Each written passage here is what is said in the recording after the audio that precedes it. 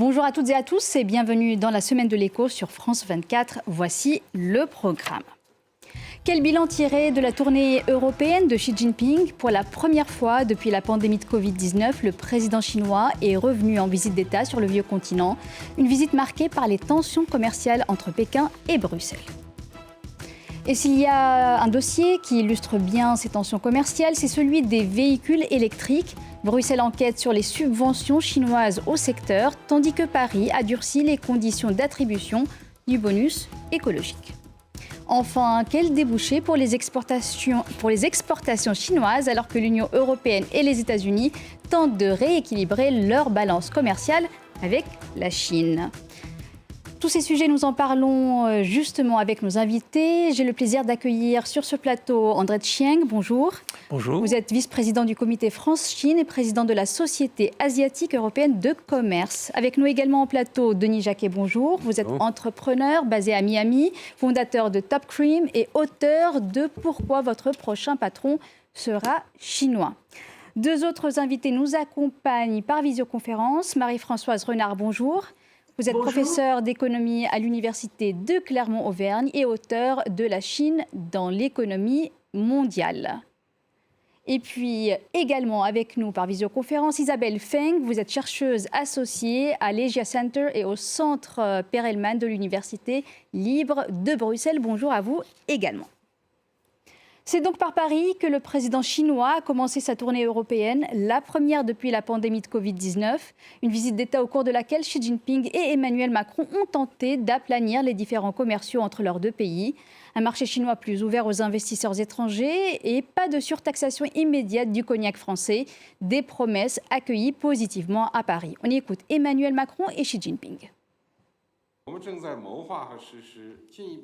Nous envisageons et appliquons des mesures majeures visant à approfondir davantage les réformes sur tous les plans et nous sommes déterminés à ouvrir davantage notre marché et à réduire la liste des restrictions pour les investisseurs étrangers, ce qui offrira à la France et aux autres pays du monde un plus grand espace de marché et de plus vastes opportunités de coopération mutuellement bénéfiques.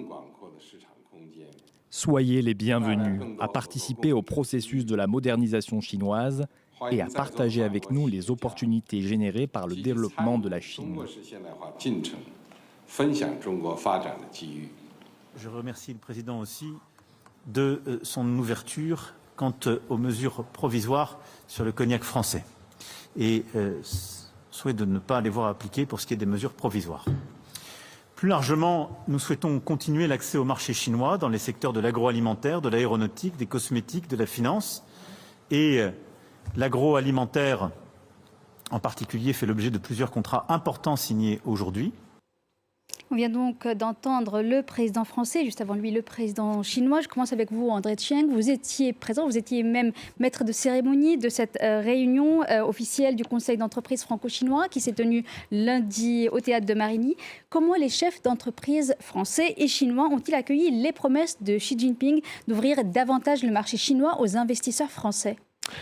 Alors effectivement, vous avez raison, ce Conseil d'affaires franco-chinois était quand même important. Il était organisé, vous le rappeliez, par le comité France-Chine, donc qui est un organisme qui vraiment rapproche les entreprises françaises des entreprises chinoises. Alors, il avait effectivement du très beau monde français et chinois qui participaient à cette réunion et l'ambiance était plutôt positive. Alors, comme vous l'avez remarqué, cette visite d'État ne s'est pas accompagné, comme dans le passé, d'immenses contrats. On n'a pas pu célébrer. En général, il y a toujours un nombre impressionnant d'Airbus qui sont achetés par la Chine. Donc là, ça n'a pas été le cas. Mais c'est tout à fait intéressant parce que cela montre une nouvelle orientation. Et comme l'a rappelé le président Macron, il y a un certain nombre d'éléments qui ont pu être réalisés et qui sont importants, notamment dans l'agroalimentaire. L'agroalimentaire, vous avez... alors, c'est assez technique. Bon, mais, vous avez un accès plus ouvert donc aux produits des abattoirs français.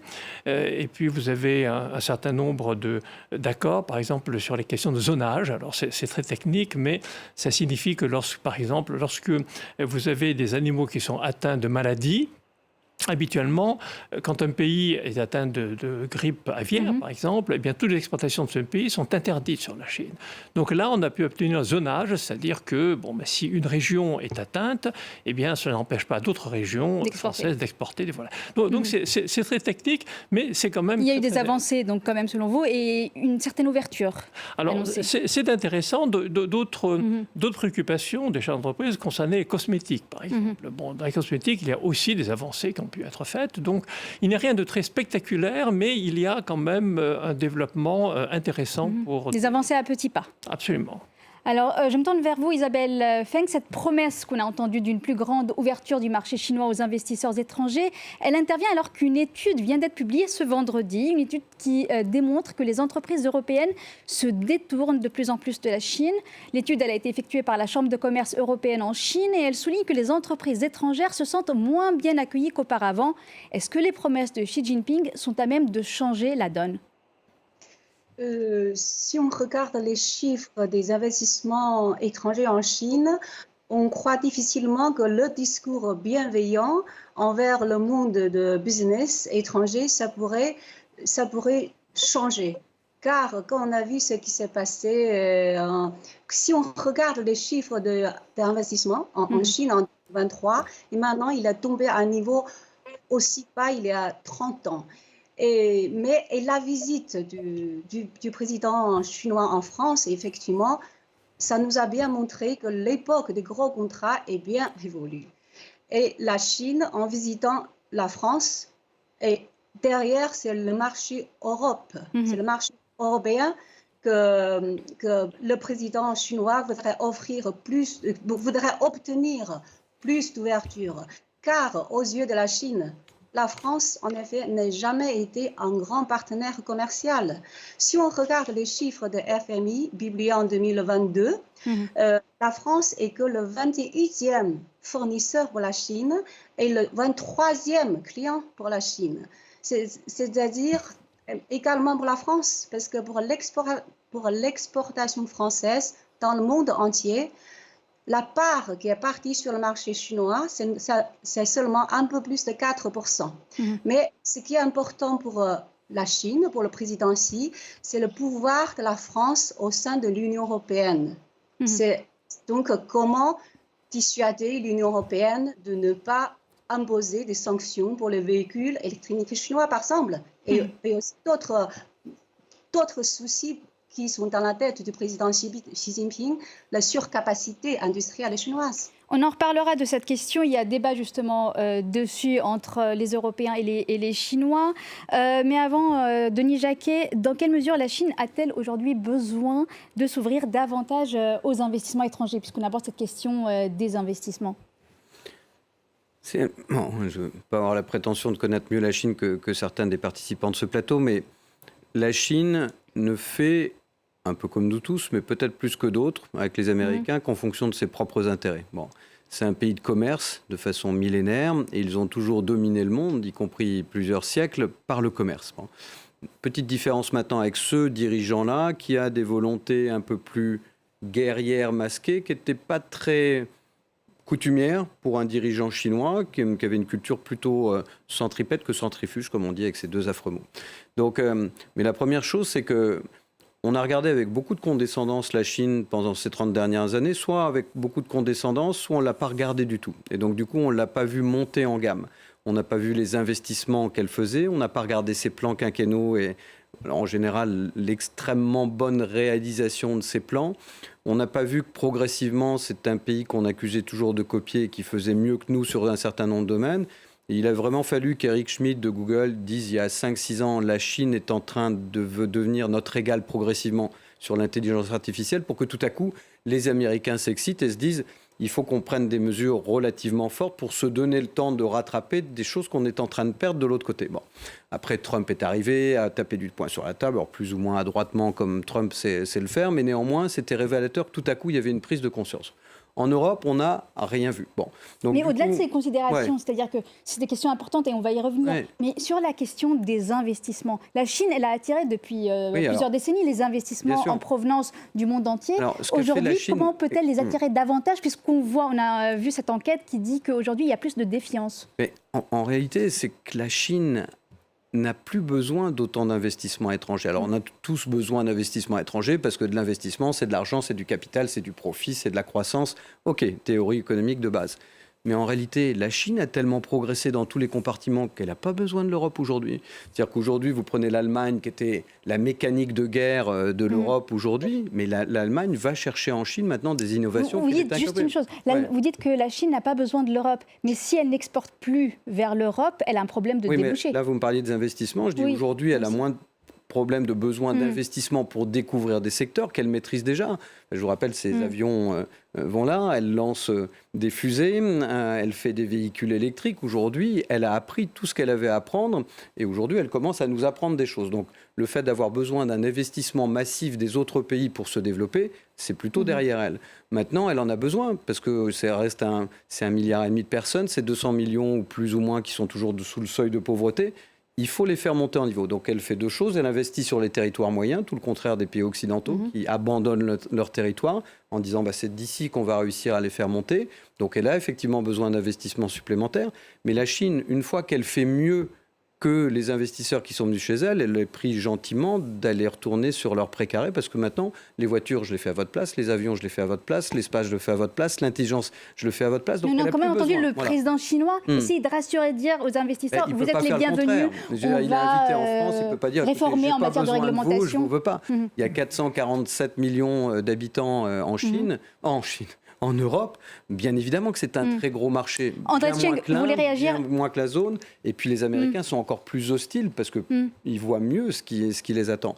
Donc du coup, ils réagissent plus fortement. Ils se disent que si Trump arrive, ça risque aussi d'être un petit peu violent. Donc ils ont intérêt à garder de bonnes relations avec l'Europe. Un enjeu, une sorte de tranche de jambon entre deux tranches de pain qui sont beaucoup plus colossales qu'elle. Brièvement, André Tcheng, allez-y, vous voulez réagir ? Je voulais rajouter quelque chose en disant que les secteurs dans lesquels la Chine cherche d'investissement a changé.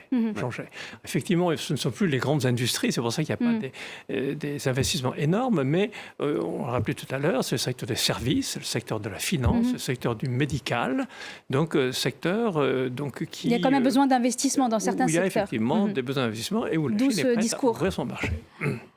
Alors, Marie-Françoise Renard, merci d'être avec nous. On va revenir sur une autre promesse du président chinois au cours de cette visite en France. Cette promesse de ne pas appliquer tout de suite les droits de douane supplémentaires sur le cognac français.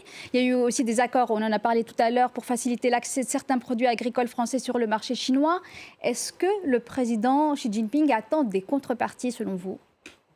Alors, s'il a annoncé ça, c'est qu'il attend des contreparties, qu'il n'aura pas forcément d'ailleurs. Déjà, d'une façon générale, dans la politique commerciale, qui consiste à mettre des droits de douane, à limiter les importations de tel ou tel produit, il y a différentes mesures qui sont prises. Le danger, la difficulté d'application, c'est qu'il y a souvent des mesures de rétorsion. Et là, on a vu que comme la Chine soupçonne la France d'être à l'origine de l'enquête sur les subventions dans le secteur des véhicules électriques, eh bien, elle se venge, entre guillemets, en disant nous, on va faire une enquête sur le possible dumping des eaux de vie de vin. Donc, c'est de la négociation pour prévenir qu'il risque d'y avoir des mesures de rétorsion. Cela étant, il est absolument légitime que l'Europe prenne des mesures de politique commerciale en liaison avec sa politique industrielle. Ça, c'est une très bonne chose, dans la mesure où le système économique chinois est profondément différent du système français. Je suis d'accord avec ce qu'a dit M. Jacquet. Les plans d'innovation, de projets d'innovation, d'amélioration technologique, d'investissement industriel de la Chine sont connus depuis longtemps. On n'y fait pas tellement attention en France, mais tout cela a été annoncé. On sait que la Chine investit dans ces domaines. Et les interventions de l'État, ce n'est pas seulement les subventions. C'est ces plans, déjà, comme Made in China 2025, mais pas seulement, mais c'est aussi des taux d'intérêt préférentiels, la pression qui peut être faite sur des banques qui sont des banques d'État pour prêter à des entreprises, donc des capacités d'endettement supplémentaires. Donc d'une façon générale, c'est une organisation qui est différente et qui favorise les entreprises au détriment des entreprises étrangères.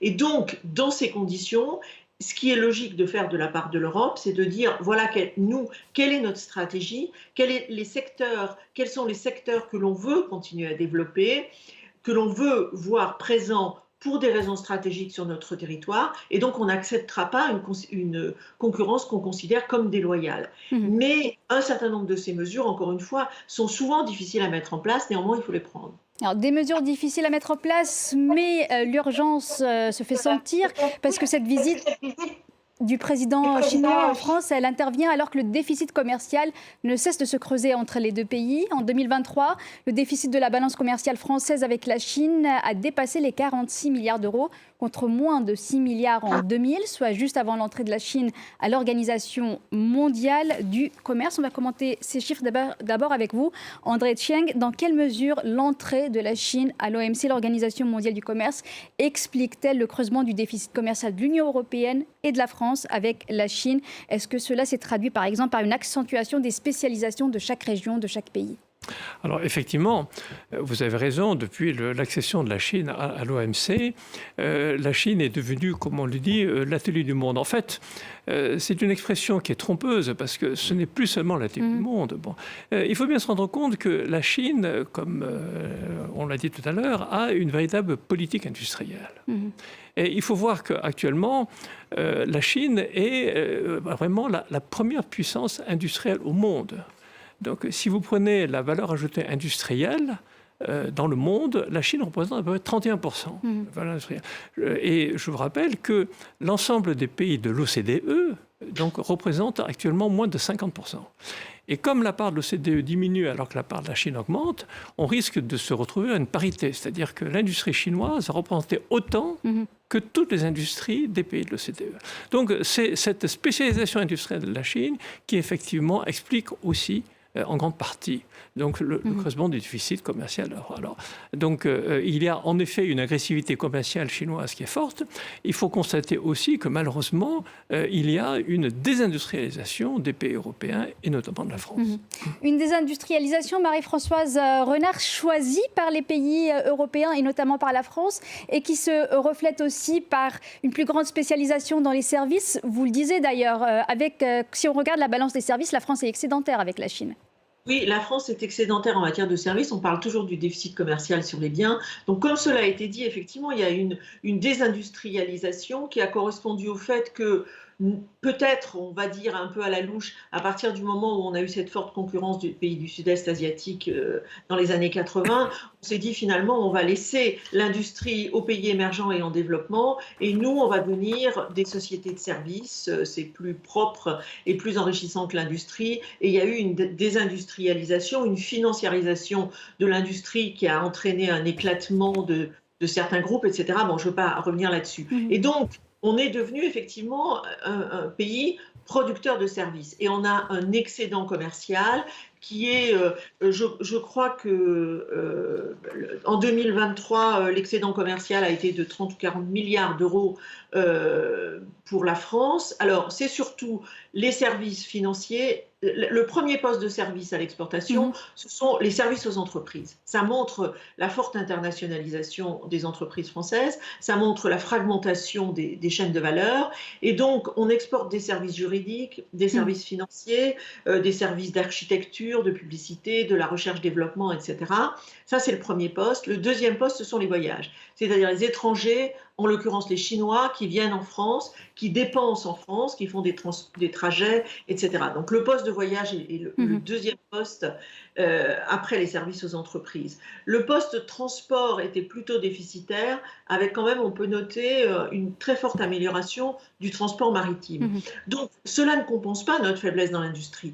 Mais il faut voir qu'il y a une logique entre la désindustrialisation de la France et son déficit commercial dans les biens, mais il ne faut pas sous-estimer non plus l'excédent commercial en matière de services. Et tout à l'heure, on a dit pourquoi la Chine peut avoir besoin de la France ou quels peuvent être le socle des échanges ou des investissements. Je pense que les services font partie de ce domaine. Il y a aussi le domaine médical, etc. De nombreux domaines.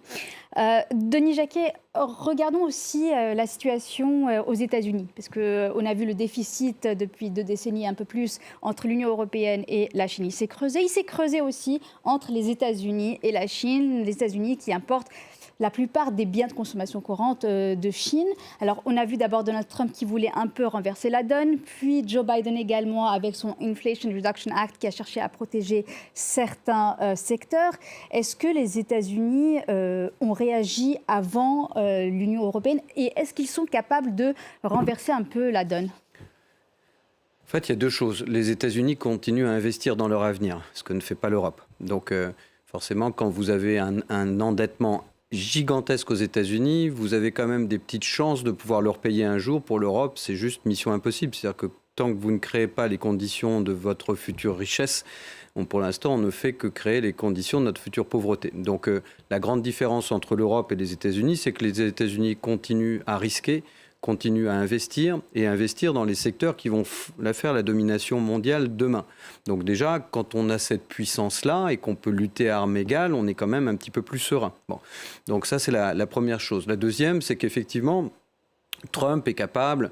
Enfin, un type comme Trump est capable de faire, mais regardez, il avait un peu lancé l'idée du fameux TikTok il y a quelque temps, reprise par Biden, qui dit aujourd'hui la loi est passée peut-être en imposant le fait que cette société soit vendue. Ce qui, très honnêtement, TikTok ou un autre réseau, juste un outil d'abrutissement digital supplémentaire sur le marché de nos enfants. Hein. Mais grosso modo, donc moi, j'irai pas pleurer sur le fait qu'elle soit vendue. Moi, ce qui m'intéresserait plutôt, c'est que le contenu soit plus brillant. Et d'ailleurs, quand vous regardez le contenu de TikTok en Chine, il est plutôt plus culturel, plus éducatif et moins abrutissant que celui qu'on a en Europe. Donc, on voit bien les stratégies qui ont été menées. Donc, oui, les États-Unis ont une capacité de résistance parce qu'ils ont une capacité d'investissement. On en parlait un petit peu hors plateau, et puis j'ai refait un papier là-dessus. On travaille avec quelqu'un à New York qui travaille depuis 30 ans sur ces questions. Aujourd'hui, l'Europe, c'est à peine... Alors, dans les investissements non technologiques, l'Europe fait à peu près par égal avec les États-Unis, la Chine et les autres pays. Bon. Si vous les ramenez aux têtes, par habitant... Oui. Les 4 pays qui innovent le plus dans le monde par tête, c'est Israël numéro 1, la Corée numéro 2, les États-Unis numéro 3, la Chine numéro 4. Donc aujourd'hui, il y a l'Europe dans aucun des palmarès sur l'investissement. Mais si vous regardez le technologique, alors là, on n'existe plus. Je veux dire, on est à peine à un tiers, toute Europe confondue, de ce que fait la Chine, à peine à un tiers de ce que font les États-Unis, et l'écart continue à se creuser. Donc aujourd'hui, on n'existe simplement plus et on n'a pas les capacités. Qu'est-ce que fait l'Europe ? Regardez, qu'est-ce que font les défenseurs quand ils ont peur de prendre un but ? Ils se mettent tous dans le but et puis ils attendent en disant il n'y aura pas de place pour que le ballon passe. C'est ce que fait l'équipe Europe aujourd'hui. Les États-Unis, c'est ça les politiques protectionnistes selon vous ? C'est de la régulation. On a commencé par la RGPD. On continue aujourd'hui avec les régulations. L'Europe ne sait faire qu'une chose, faire des régulations. Alors, justement, vous parlez de l'Europe. Et si les États-Unis ont cherché ces dernières années à durcir les règles commerciales avec la Chine, l'Union européenne envisage aussi de le faire, si nécessaire, comme l'a souligné lundi la présidente de la Commission européenne, Ursula von der Leyen. Je vous propose de l'écouter. La relation entre l'Union européenne et la Chine est une relation complexe. Nous l'abordons avec lucidité, de manière constructive et responsable, car une Chine qui joue franc jeu est bénéfique pour nous tous. Dans le même temps, l'Europe n'hésitera pas à prendre des décisions fermes, nécessaires pour protéger son économie et sa sécurité. On vient d'entendre Ursula von der Leyen. Je voulais vous faire réagir, Isabelle Feng. Ursula von der Leyen qui évoque des décisions fermes. L'Union européenne peut-elle emboîter le pas aux États-Unis en durcissant les règles commerciales avec Pékin, tout en sachant que les Européens ont déjà du mal à parler d'une seule voix ? Évoquer la relation entre l'Union européenne et la Chine, c'est Madame von der Leyen, elle a utilisé le mot, l'époque de la naïveté est révolue. Parce que si on regarde, tout à l'heure, on a parlé de comment l'économie chinoise s'est envolée depuis l'entrée de l'OMC. Mais si on regarde depuis 2001 jusqu'à maintenant, que les promesses que la Chine avait faites lors de son entrée à l'OMC, elle a tenu peu. Donc, est-ce que vous vous souvenez en 2016, c'est 15 ans après l'entrée de la Chine à l'OMC, la Chine a réclamé qu'on lui accorde le statut de l'économie du marché. Il y avait eu un débat très, très ardu, je me souviens, à Bruxelles. Il y a une bonne partie des d'États membres ont dit « Ok, ça fait 15 ans, on doit lui accorder ce statut ». Et finalement, malgré la pression de Pékin, l'Europe a rejeté la demande de la Chine pour pour le statut. Et donc, déjà, je me souviens, c'est jusqu'en 2015, c'est presque une ironie. Quand l'Europe, il interdit à ses pays membres de subventionner les entreprises, et la moitié, presque la moitié des entreprises chinoises qui sont venues pour investir sur le marché européen étaient subventionnées par l'État chinois. Et donc maintenant, je pense que l'Europe, si l'Europe voudrait exister, comme le président Macron a déjà déclaré, l'Europe veut mourir, mais on peut ne pas mourir. Et puis dans ce cas-là, il faut organiser la survie. Et donc, c'est pas emboîter le pas des États-Unis, indépendamment parler, pour que l'économie européenne, 27, chacun a ses propres intérêts, continue à fonctionner, de garder sa compétitivité. Je pense effectivement l'époque de la naïveté non seulement doit être terminée. Oui, et aussi que effectivement il faut que l'Europe apprenne à parler d'une seule voix. Et le mot clé, le président Macron en fin avril, dans son entretien accordé à économistes, il a dit, et maintenant c'est la réciprocité. La réciprocité. Justement, s'il y a un secteur, Isabelle Feng, où la France et l'Union européenne cherchent la réciprocité, c'est celui des véhicules électriques. Bruxelles a ouvert en septembre une enquête sur les subventions chinoises au secteur, tandis que la France et d'autres pays européens ont durci les conditions d'attribution du bonus écologique, excluant de fait les voitures fabriquées en Asie. Dans ce contexte, les voitures électriques chinoises s'accumulent dans les ports européens. Regardez ce reportage de nos confrères de France 2. Derrière ces barbelés à l'abri des regards, on devine leur nombre incalculable. Des centaines, des milliers de voitures, en majorité des électriques de fabrication chinoise, stockées dans ces terminaux portuaires belges. Des voitures comme symbole de la guerre industrielle et économique entre l'Europe et l'Empire du Milieu. Ces images satellites des ports belges l'attestent. Leur nombre n'a cessé d'augmenter sur ces parkings. Voici par exemple le terminal sud de Bruges en 2021. 3 ans plus tard, il est quasi saturé de véhicules. Et c'est pareil dans le terminal voisin. Et pour cause. En ce moment, les voitures électriques se vendent moins bien, surtout les chinoises, depuis que plusieurs pays, dont la France, ont retiré tout bonus écologique quand le véhicule vient de Chine. Les ventes ont baissé de 10 à 20% en mars. Comme ce sont surtout des marques chinoises, elles se vendent sur Internet et elles n'ont pas de grand réseau de concessionnaires. Tout ce qui n'est pas vendu est stocké ici dans les ports. Mais côté chinois, on continue de produire et même de surproduire. Jusqu'à 30 millions de véhicules par an, dont près de la moitié d'électriques. Le marché local n'en absorbe que les 2 tiers. Les entreprises chinoises cherchent donc à tout prix à vendre le reste à l'étranger. Et tout part de ces ports et de ces parkings à perte de vue. 4,1 millions de voitures chinoises ont été exportées en 2023, une hausse de 58%. L'Europe paraît le débouché commercial le plus évident, le plus intéressant, et les agents se targuent d'accélérer la cadence. Nous tirons le meilleur parti d'un temps de transport plus court et des tarifs de fret les plus avantageux. Pékin subventionne à fond cette industrie. Résultat, ces voitures sont vendues jusqu'à 20% moins cher qu'un modèle européen équivalent.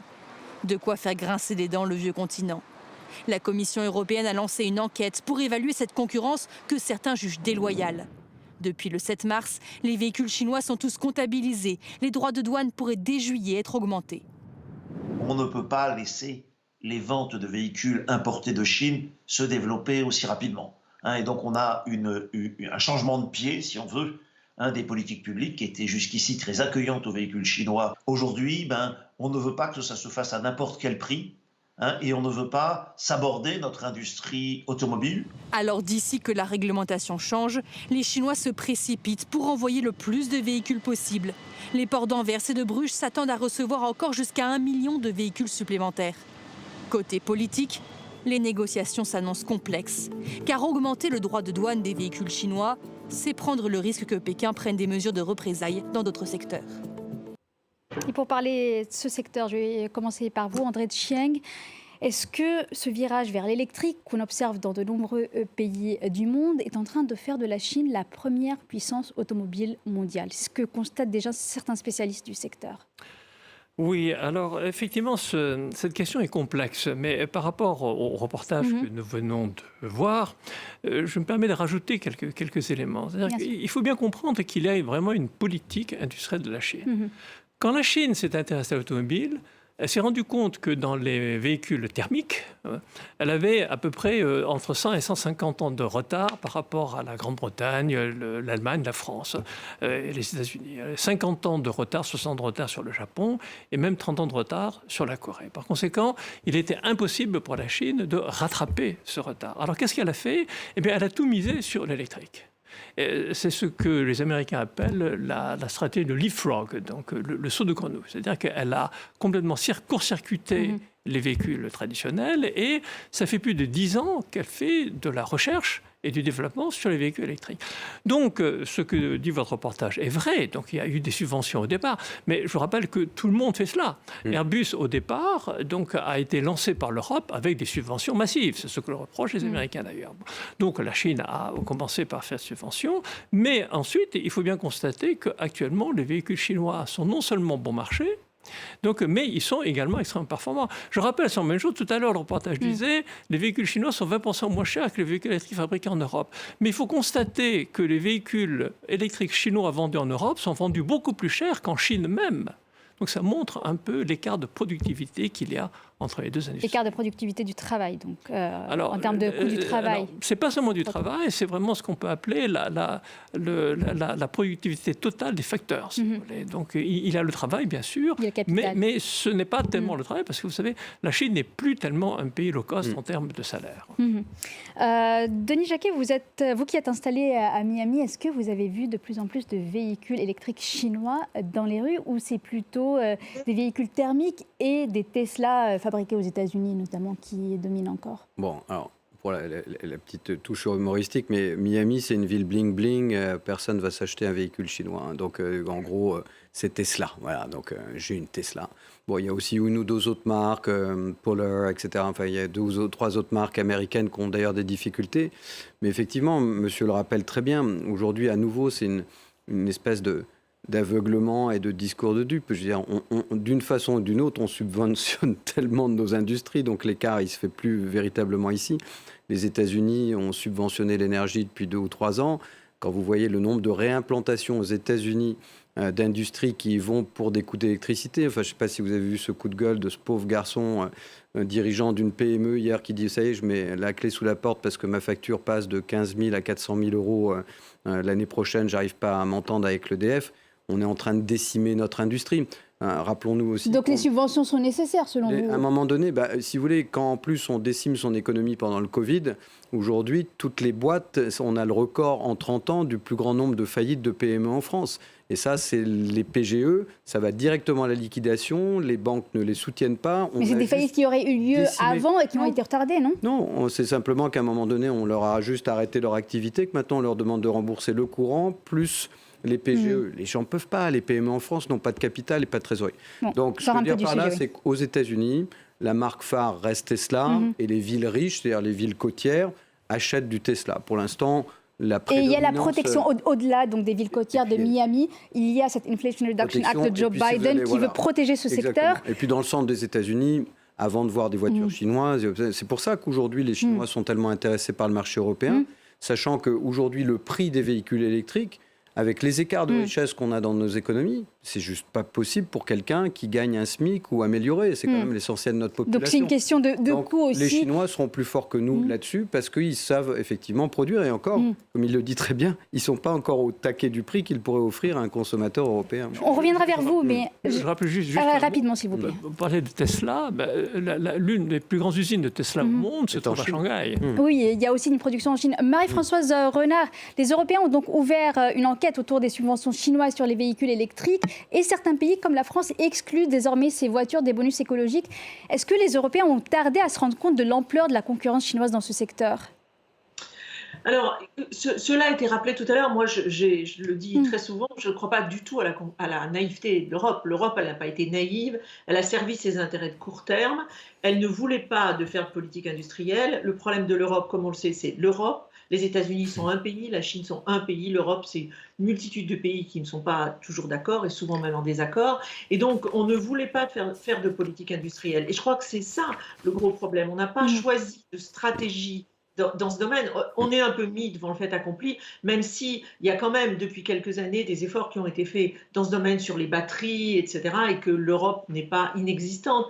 Mais je crois que le manque de décisions en matière de politique industrielle liée à la politique commerciale, sachant que la politique commerciale, c'est vraiment du ressort, pour le coup, pour ce sujet-là de la Commission européenne, qu'on ne s'est pas soucié, on n'a pas voulu délibérément faire de politique industrielle. L'Allemagne a changé d'avis sur ce sujet et désormais on a une autre stratégie qui est indispensable mais qui arrive un petit peu tard. Et comme cela a été rappelé, je trouve ça très intéressant et très important de le rappeler, c'est qu'il y a eu pendant des années des procès entre Boeing et Airbus en raison des subventions, parce que l'Europe aussi subventionne largement les entreprises, même si le système, j'en conviens tout à fait, est tout à fait différent du système chinois.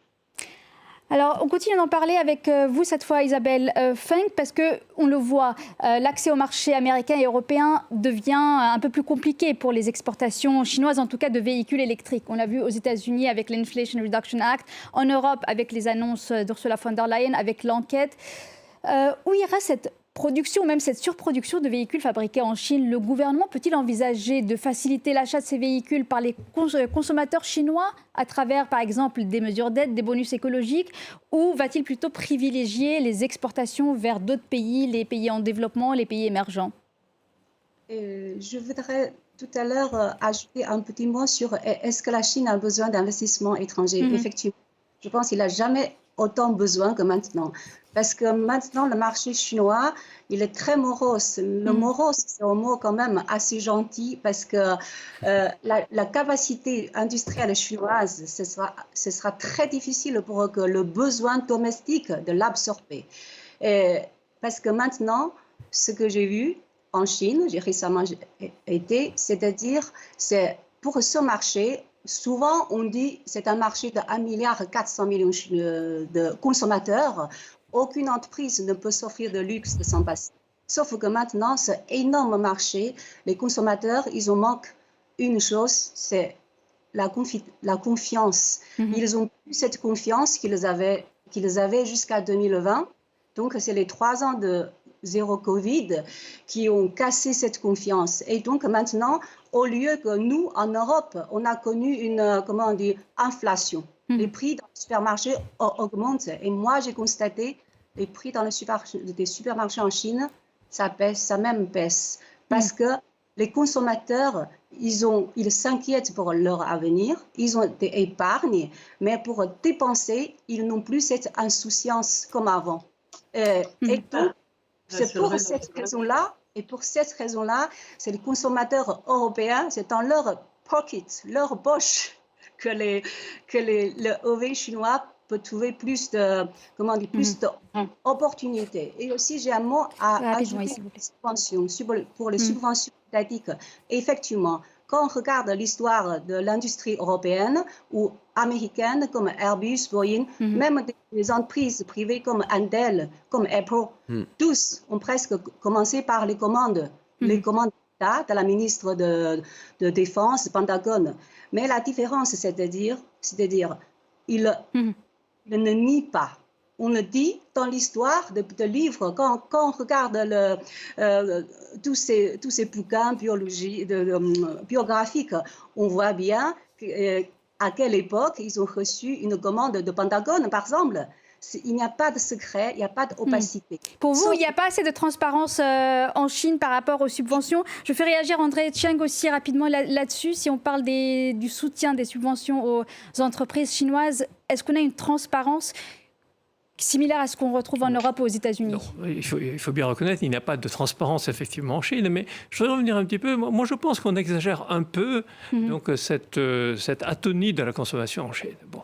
Donc, il est exact qu'actuellement, la consommation n'est pas flamboyante parce que vous avez notamment une crise immobilière. Bon, donc, on n'en a pas parlé, mais la crise immobilière est quand même quelque chose d'extrêmement important. Qui entraîne un problème de confiance? Alors, c'est pas le terme que j'utiliserai, mais en fait, c'est un petit peu ça. C'est-à-dire que vous avez une bulle immobilière qui s'est formée en Chine, très rapide, depuis un peu plus de 20 ans. Bon. Bon. Alors, l'abus immobilier, quand ça se passe aux États-Unis, on l'a fait éclater, donc il y a quelques mois extrêmement difficile, et ensuite on repart. C'est ce qui s'est passé en 2008.